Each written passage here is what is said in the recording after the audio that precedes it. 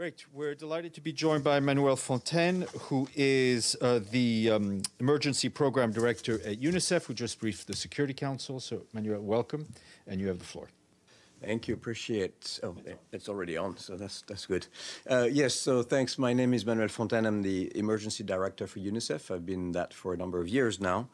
I just came out of the Security Council session on the impact of the Ukraine war on women and children in particular, but the humanitarian impact in general. I just came out of Ukraine. Actually, I was there for about 10 days. I came out on Friday. I went from Lviv to Vinnytsia to Dnipro to Zaporizhia and kind of back, tried to go there and get a sense of the situation, get a sense of what UNICEF and others are doing, what we can do more, and always need to do more and better, of course, always. Also, of course, I mean, so some of the issues that really I found striking. I mean, first of all, 2/3 of the children population of Ukraine is displaced right now. I mean, almost pretty much 2/3 of them. And that's in a matter of 6 weeks. So I was saying to the Security Council that in my 31 years as a humanitarian, I don't recall a situation that went so bad so fast and needs being so high so fast. More than 4.5 million people, so over 90%, as you know, of whom are women and children, have not crossed into neighboring countries as refugees. And IOM estimates that 7.1 million people are now internally displaced, and most of them, actually, or half of them being children.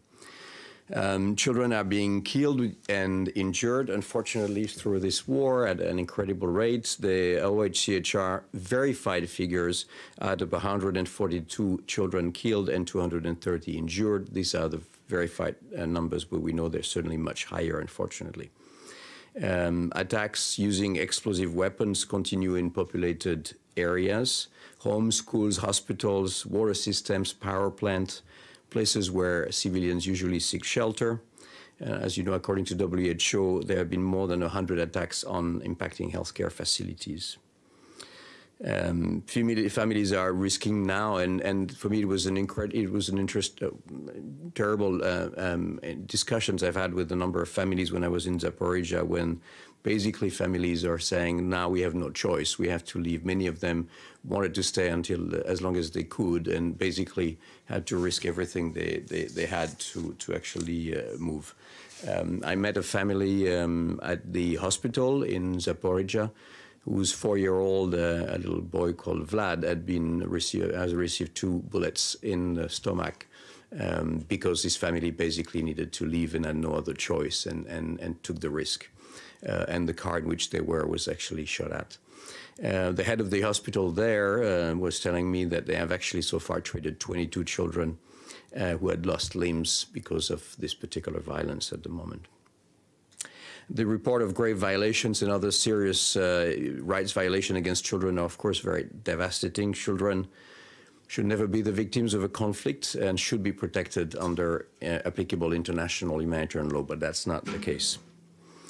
All across the country, children are facing severely curtailed access to essential services like healthcare, protection, water, sanitation, education.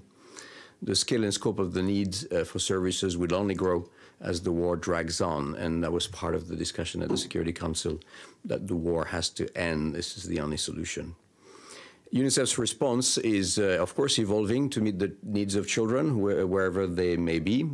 We are prepositioning most supplies in areas across the East at the moment. So basically our center of gravity is really moving from the West, where we were there to try to receive IDPs and support IDPs, to the East, where we know we have probably a short window of opportunity right now to actually equip health facilities and centers for displaced people with the basic supplies so that actually they can continue doing their work.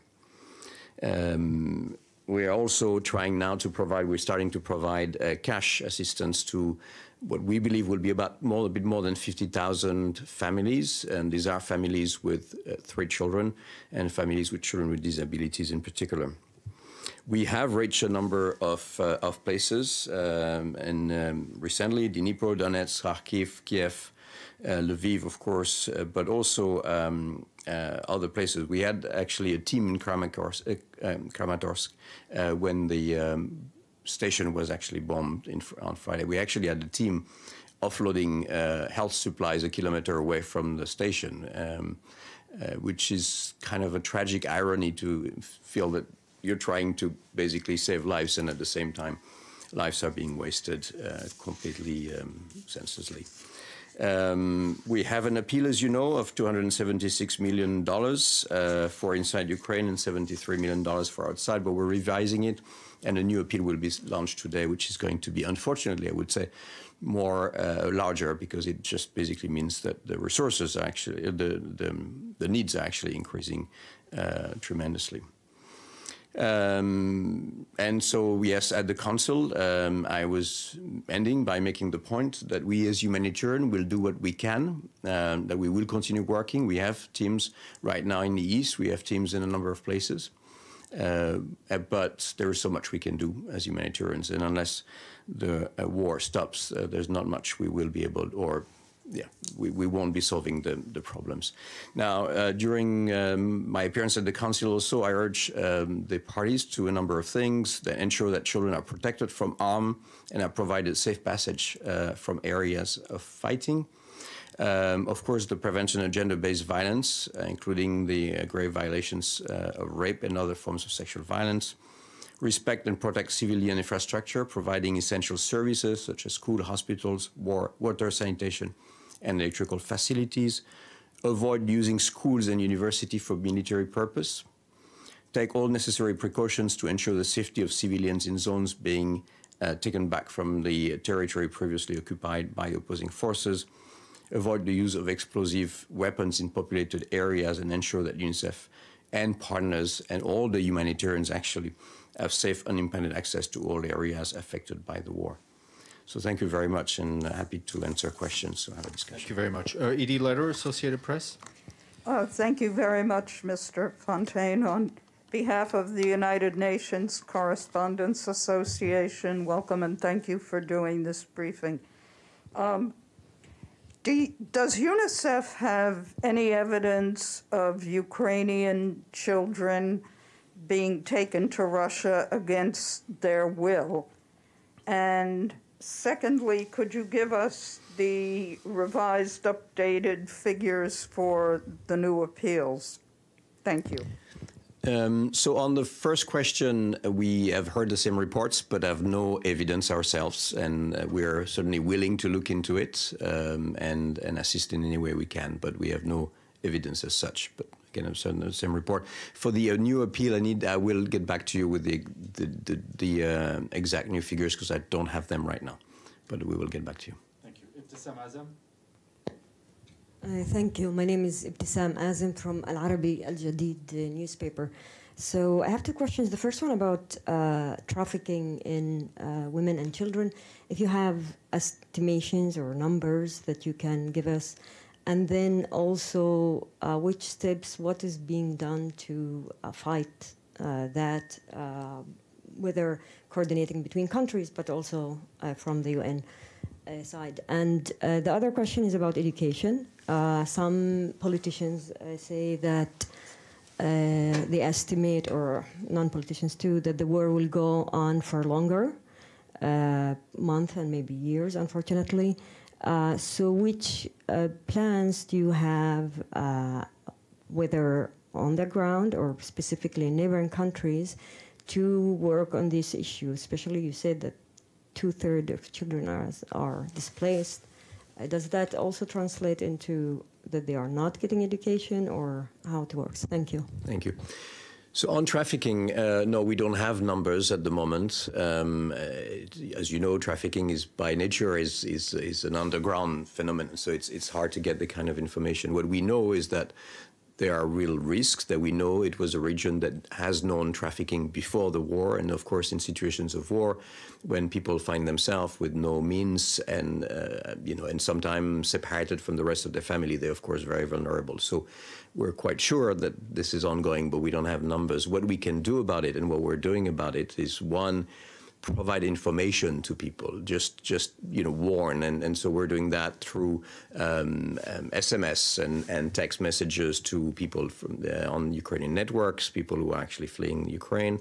Also, we've had a partnership with Facebook on that. We're also, of course, working with the authorities in the countries that are receiving refugees, just to make sure that very rapidly they make their services available and that the people know about the services that exist so they can actually refer to them. We have deployed what we call blue dots, which are kind of one-stop shop locations in a number of the locations where refugees transit, so where they can get that kind of information and be sensitized.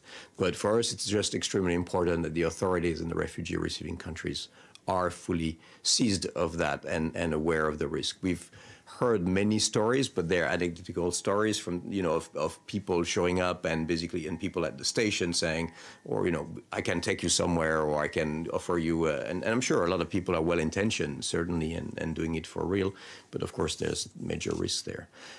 On education, you're right, this is a major concern. The authorities in Ukraine have launched, and we're helping them on that, system of distance education via internet, basically, which is, I myself met some of the children who actually were starting that distance education.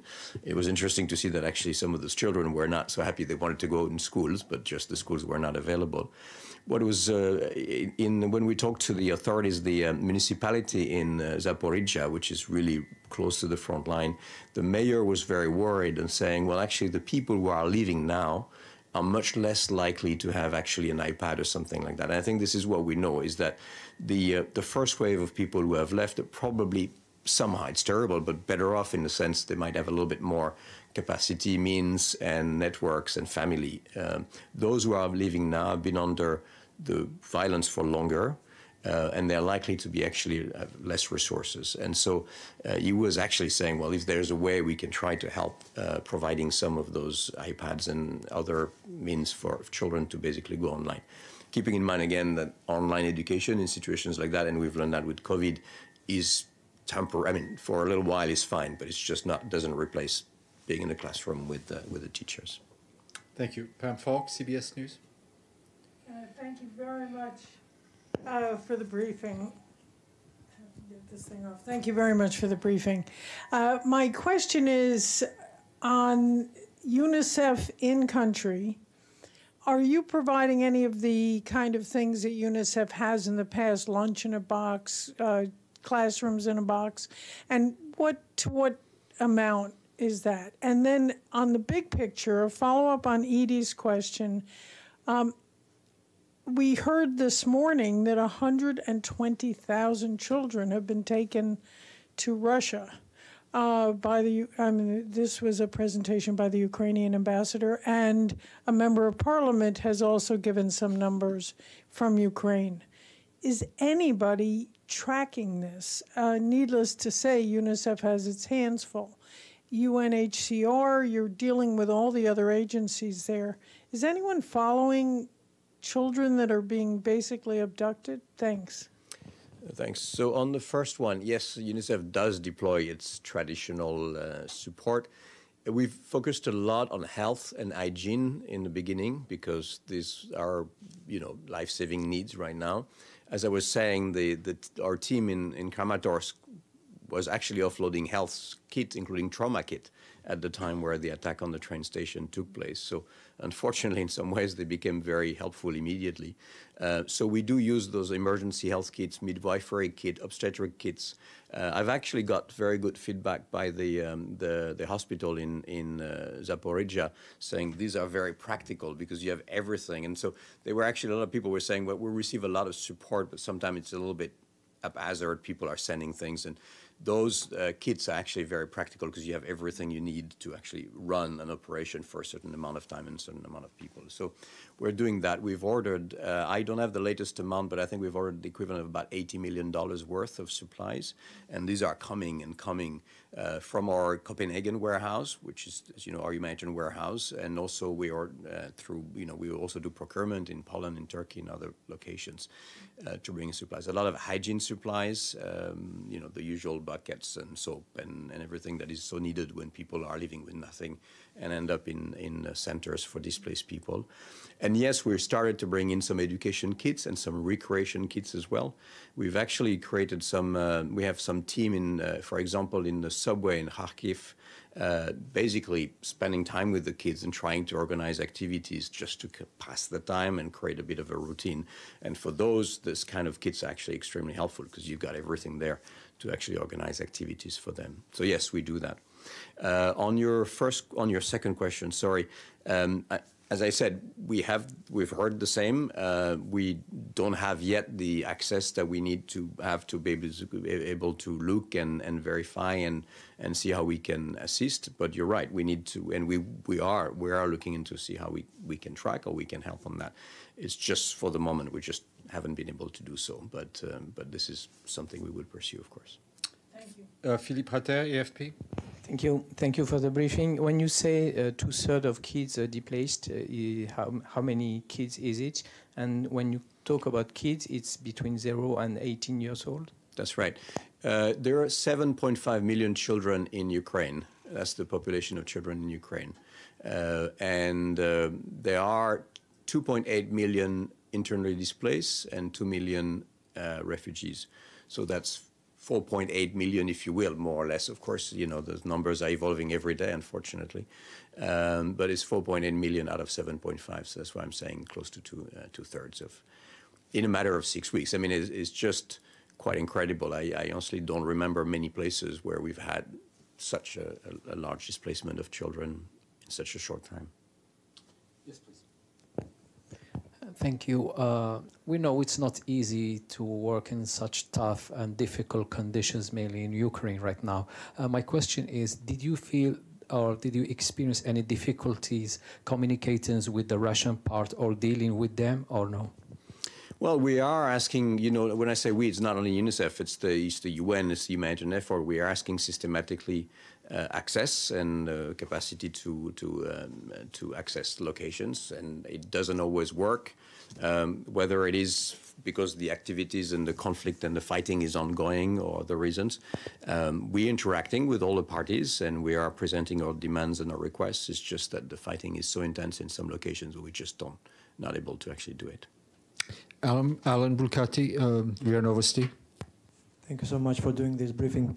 I haven't heard if you have visited the Donetsk and Lugansk cities of the Ukraine. Not myself, and no, we haven't. We're basically been as close as Kramatorsk and those areas there, but we haven't. We have some teams there. We have some colleagues still in Donetsk and in Luhansk, but I haven't been able myself to go there. We have some. We had an office. We have offices there, and we have a few colleagues there. I see. And second question, please, if I may. Is the UNICEF tracking the issue of so-called Mirotvorets website? Maybe you're aware of that. A number of children of Ukraine, their personal data were put to this scandalous website for their alleged so-called collaboration with Russia. So I'm wondering if you're tracking those cases. Thank you. I am honestly not aware of this particular case. But of course, anything that exposes children, we need to look into it. Stefano Vaccaro. Thank you. Again, about the attack on the station at Kramatorsk. On the missiles, there was written for the children. When you heard that, what was your first thought? Why something like this? I mean, for the children, whoever sent the missiles. Well, I don't know what was the intention of anybody writing it and sending it.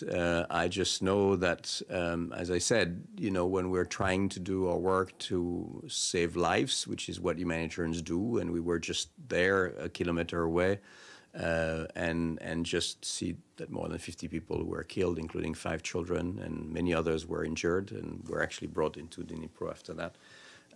This is just horrifying. But do you think it could have a connotation, or kind of a genocide connotation? Like, you know, when you target children, that's the meaning, right? I mean, I cannot judge the intentions of the people doing that. This is them who would have to say their intention. I just know that it's just totally unacceptable and horrifying to basically send a missile on civilian population in general. Abdelhamid, we'll go to the screen. Abdelhamid, go ahead.